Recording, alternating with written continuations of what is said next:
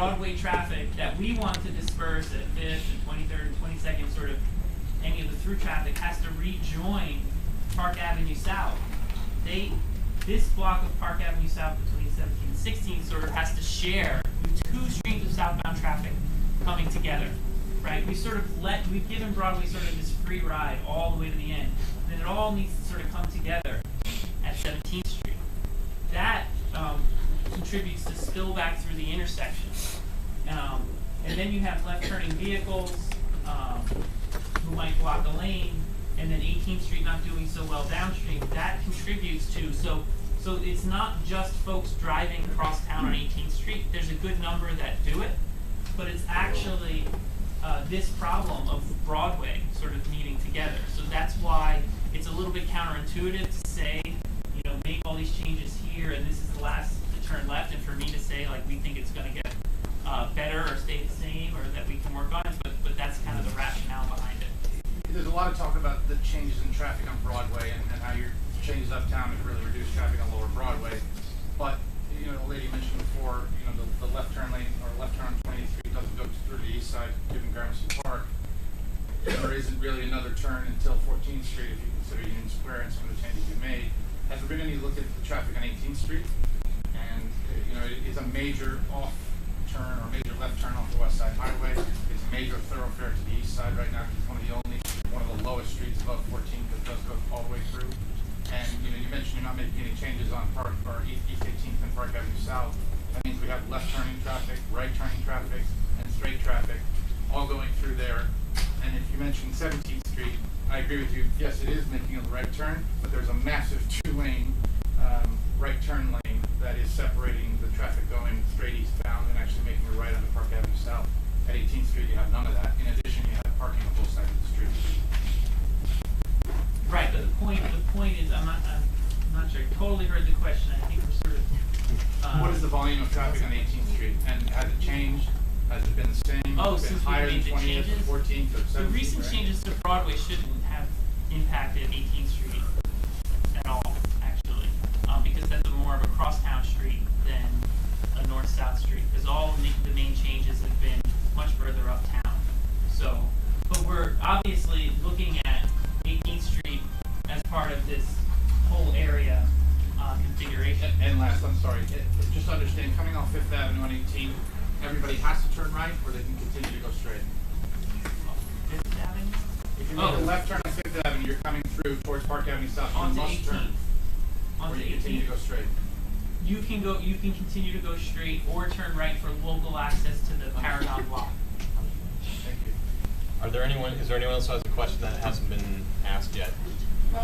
Yes. Liz Midland, I live on 18th Street, and the question would be, prospectively, are you going to monitor 18th Street? I mean, I'm sure you've done some projections, and you seem to be saying it won't get any worse, perhaps it will get better. When you make this change, will you actually monitor it, and how will you do that?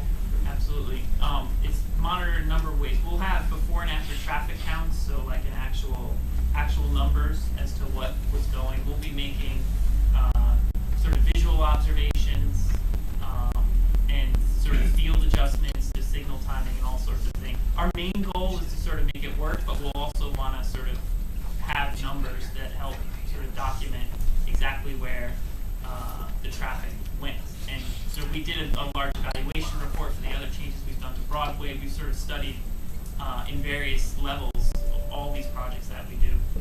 We also track the traffic safety data, so we're able to document the reduction in crashes, which is very important. We've seen lots of success that all these projects drive down the crashes to all users, people in motor vehicles, pedestrians, etc.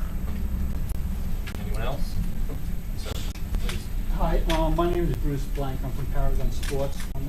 Can you describe more about how many lanes are going to be between 17th and 18th on Broadway?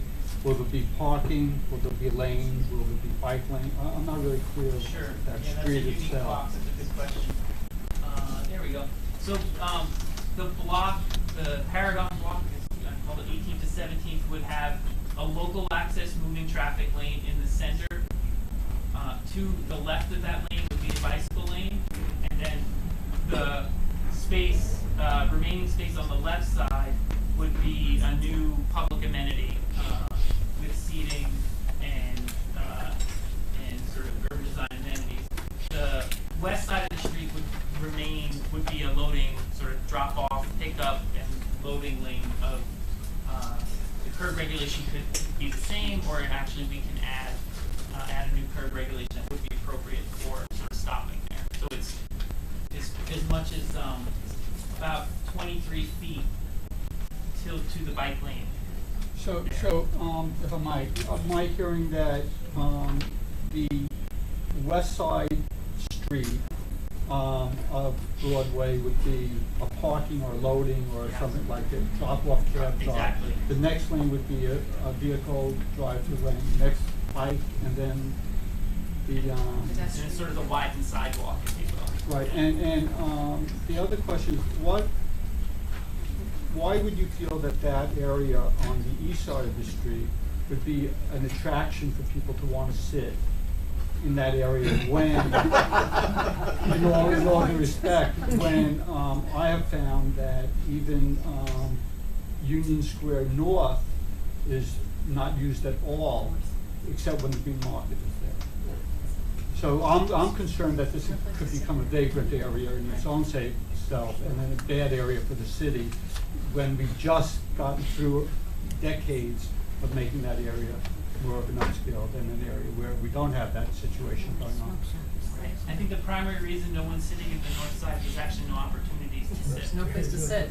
So let me ask you another question then. Wouldn't a better test before we go through all this be to put a few chairs there on those other 4 days of the week for 2 months and see what happens before we do this other plan, and then take that into consideration? It's the other 3 days, by the way. The other 3 days that it's not there. Because nothing's going on there now. Art Commission has to approve that. What's that? Sorry, I just want to hear. I'm sorry.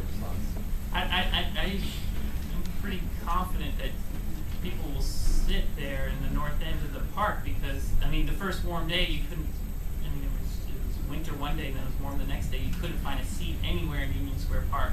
The last seat is basically mid-park here, and there's sort of no opportunities. You have a number of sort of retail uses, Chipotle and shopping and Barnes & Noble where folks will, we've had similar situations, in Columbus Circle, sort of it hasn't been talked about much, what we did to Broadway, south of Columbus Circle. This is right next to Central Park, and Columbus Circle has lots of high-end amenities, and then Broadway coming out of Columbus Circle, you would say, well, why don't they just sit in the Columbus Circle, this award-winning capital multi-million-dollar design? There's a wine store here, not the most retail-oriented, sort of use, and it's very popular. So New York is pretty dense, and there's lots of demand for this. I'd like to, since we have another resolution after this, I'd like to now bring this to the committee and ask for comments, based on questions from the public. So, And are you going to give an opportunity for comments on this? yes, there will be. I just would also like to ask the public after we go through our comments that From different people. you have a comment that hasn't been expressed yet as a concern. We've received many letters from the community, and we're taking those into account. So if you have a comment that reflects a concern or an issue that has not been brought up, that'd be very helpful. I'd be happy to call on you, but we will come back to comments. So let me open it up to the committee. I'd like to go through the committee one by one and hear what your thoughts are. So I'll start with you, Jim. Go ahead. A lot of concern was brought up about the 18th Street flow, and it seems counterintuitive that 18th Street would absorb that flow, knowing that 17th Street is no longer an eastbound option. The studies that you've performed, where you've looked at the 220 cars on 17th Street, have you projected how many of those 220, what ultimate traffic plan would take place with the closure of the eastbound 17th Street option? In terms of the percent diversion, What's going to happen to those 220 cars hitting 17th Street? Currently, what percentage goes east, what percentage goes west?